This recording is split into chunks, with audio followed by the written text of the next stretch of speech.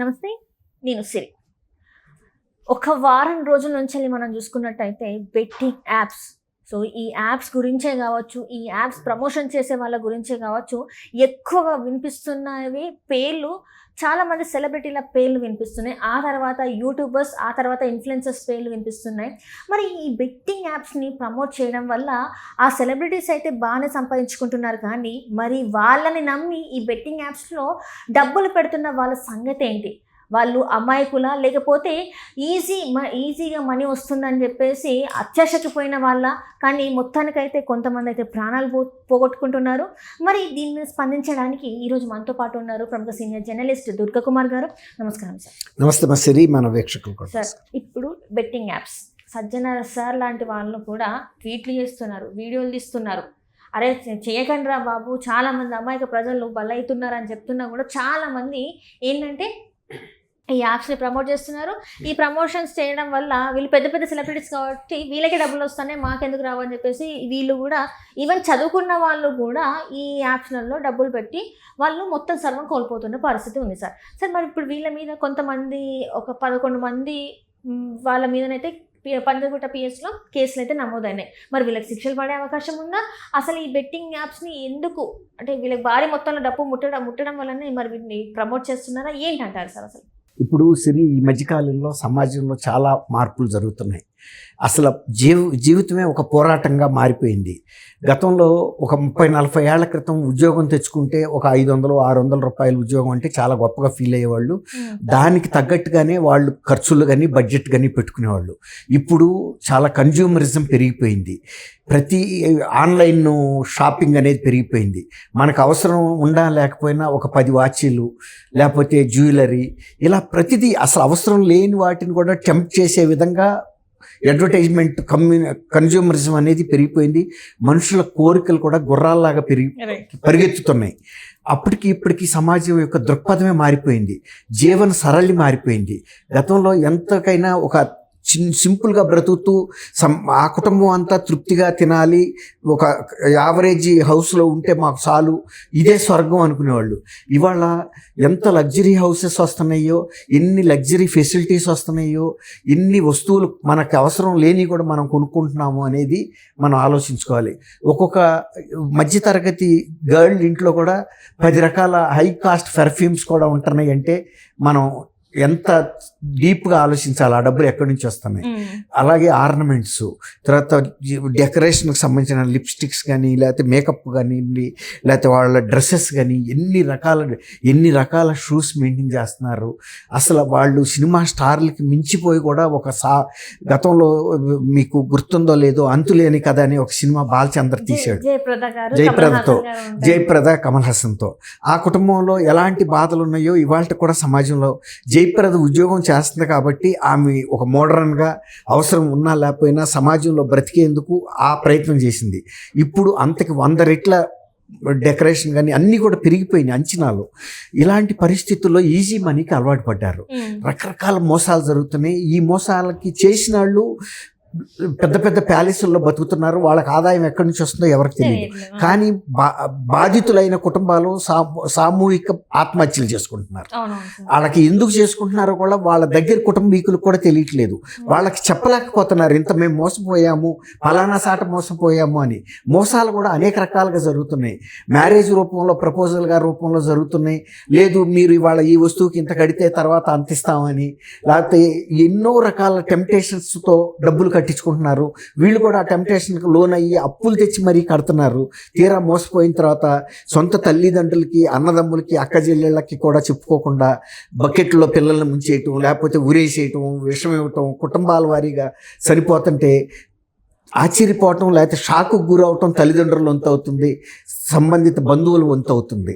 ఇలాంటి సమాజంలో గతంలో మనం చూసేవాళ్ళం కాదు. తర్వాత కొత్త షావుకారులు ఎలా పుట్టుకొస్తున్నారంటే ఇవాళ ఏ కారు వస్తే ఆ కారు కొనేస్తున్నారు. గతంలో ఒక అంబాసిడర్ ఉండేది, మన దగ్గర ఒక ఫియట్ ఉండేది, ఒక స్టాండర్డ్ కారు, 3 కార్లు మ్యాక్సిమం ఇండియాలో. ఆ ఒక్క కారు కొన్నారంటే 25, 25 ఏళ్ళు, 30 ఏళ్ళు కూడా వాడుకునేవాళ్ళు. ఇవాళ ప్రతి కంపెనీ కూడా ఒక్కొక్క 5-6 మోడళ్ళు వితిన్ 1 ఇయర్లో రిలీజ్ చేస్తున్నాయి. ఒక 4 నెలలు 3 నెలలు వాడేటప్పటికి వీళ్ళ యూత్ ఇంకొక కారు కొంటున్నారు. అమ్మేటప్పటికి 5-6 లక్షలు 10 లక్షలు కూడా పోయినా పర్వాలేదు, మళ్ళీ కొత్త కారు కోసం వెళ్తున్నారు. బ్యాంకులు కూడా అట్లాంటి రుణాలు ఇస్తున్నాయి. వాటిని అందుకునే పరుగులో వీళ్ళు సమాజంలో సహచరులుగా ఉన్న వాళ్ళని, బంధువుల్ని, మిత్రుల్ని, తెలియని వాళ్ళని కూడా రకరకాల పథకాల రూపంలో ఉద్యోగాలు ఇస్తామని చెప్పి మీరు ఇంత డిపాజిట్ కట్టండి అని, లేకపోతే మీరు పత్తి గింజలు తీసి పక్కన పెట్టేస్తే చాలు మేము ఇస్తాము, ఇత్తులు పత్తి విడిగా చేసిస్తే మేము మీకు ఎంత ఇస్తామని, కొత్త కుంకుడుకాయలని, ప్రతిదీ కరక్కాయలు కూడా జరిగినాయి. మీకు తెలుసు. అసలు కొత్త ఆలోచనలతో చేసేవాళ్ళు కూడా ఎట్ట మోసపోతున్నారంటే, ఈ కరక్కాయలు ఇప్పుడు వాళ్ళు ఎందుకు చేసుకోలేదు, గ్రైండర్లో వేయటమే కదా, మన రాక ఎందుకు ఇస్తున్నారు, మనతో ఎందుకు డిపాజిట్ కట్టిస్తున్నారు అనే కామన్ సెన్స్ కూడా కోల్పోతున్నారు. వస్తాయని. అవును, అదే అసలు స్కామ్ చేయటానికి కరక్కాయ కాదు, కుంకుడుకాయ కాదు, వేపకాయ అయినా ఏదైనా కూడా ఉపయోగంగానే ఉంది. మేము వేప నూనె తీస్తాము, ఇది పెద్ద కాస్మెటిక్స్ లో వాడతారు, మెడిసిన్స్ లో వాడతారు, ఫారిన్ లో ఇంత డిమాండ్ ఉంది, మేమే వేప గింజలు ఇస్తాము, మీరు పత్రంతో నూరి మాకు పంపిస్తే గుజ్జు సాలని టెంప్టింగ్ చేసి, కాకపోతే మాత్రం మీరు ఇంత డిపాజిట్ చేయాలి ఫస్ట్ అంటే చేసేస్తున్నారు.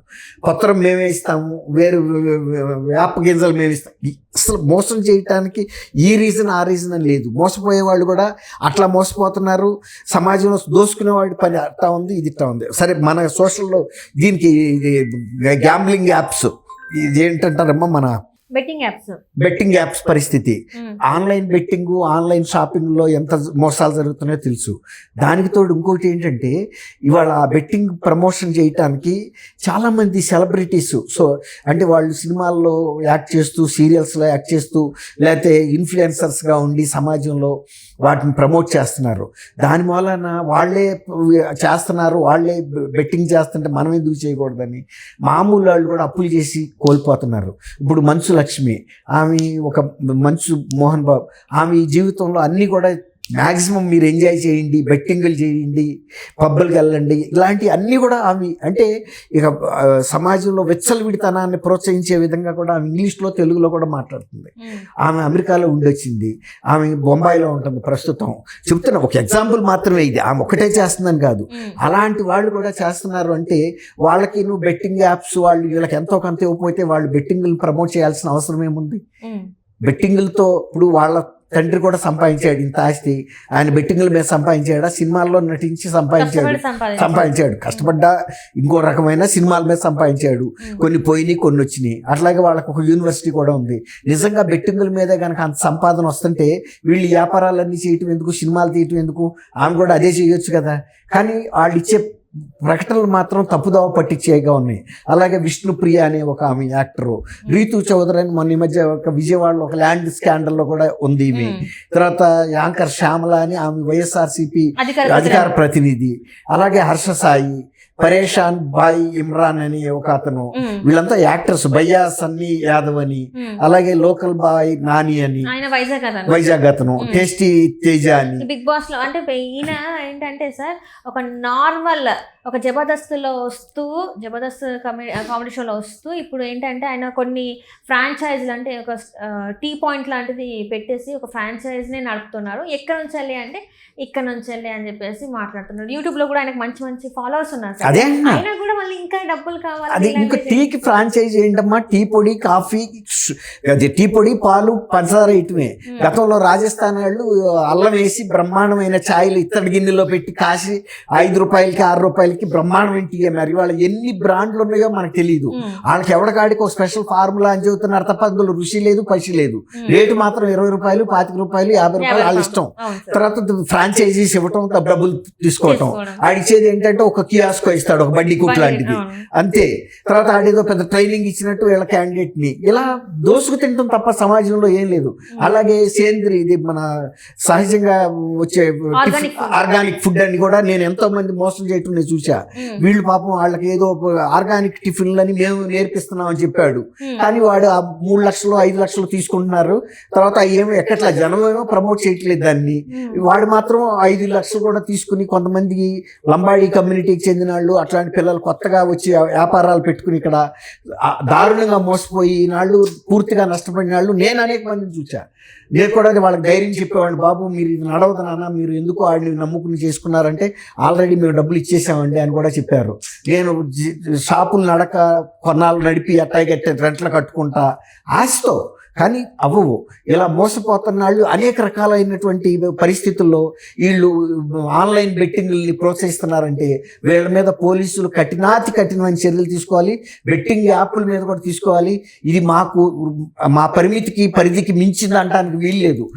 బ్రిటిష్ వాళ్ళు పెట్టిన ఐపీసీ ఆ రోజుల్లోనే ఇట్లాంటి వాటన్నిటినీ కూడా విస్తారంగా కవర్ చేసే విధమైన చట్టాలు ఉన్నాయి. ఇది జోదం కిందకు వస్తుంది, ఆన్లైన్ అనే కానీ ఇది జోదమే. ఆ జోదాన్ని ప్రోత్సహించేవాడు నువ్వు ఫలానా క్లబ్కి వెళ్ళని ప్రమోట్ చేసే వాళ్ళని కూడా అరెస్ట్ చేయాలి. వాళ్ళని అరెస్ట్ చేయాలి, నిర్వహిస్తున్న వాళ్ళని కూడా అరెస్ట్ చేయాలి. ఇప్పుడు సజ్జనార్ లాంటి సీనియర్ పోలీస్ అధికారులు ఉన్నారు, సిన్సియర్ పోలీస్ అధికారులు, వాళ్ళు అప్పీల్ చేస్తున్నారు. అదే కాకుండా ఎవరైతే సోషల్ ఇన్ఫ్లుయెన్సర్స్ ఉన్నారో, ఈ సెలబ్రిటీస్ ఉన్నారో వాళ్ళని పూర్తిగా బాధ్యులు చేసి జైల్లో పెట్టి శిక్షలు అనుభవించేటట్టు చేయాల్సిన బాధ్యత అయితే పోలీసుల మీద ఉంది. సమాజం కూడా వాళ్ళని మిగిలిన వాళ్ళు కూడా బహిష్కరించాలి. అసలు వాళ్ళు ఇప్పుడైనా షాపులు ఓపెనింగ్కి వస్తున్నప్పుడు ఏదో పెద్ద వాళ్ళు సెలబ్రిటీస్ అని అసలు వాళ్ళని బహిష్కరించిన రోజు వాళ్ళ రియల్ వాల్యూ ఏంటో వాళ్ళకే తెలుస్తుంది. అంతే తప్ప వాళ్ళు సెలబ్రిటీస్ అని జనం ఎగబడి వెళ్ళటం కూడా ప్రజలు తప్పని కూడా చెబుతున్నాను. థ్యాంక్ యూ అమ్మ సిరి, మన వీక్షకులు కూడా నమస్కారం.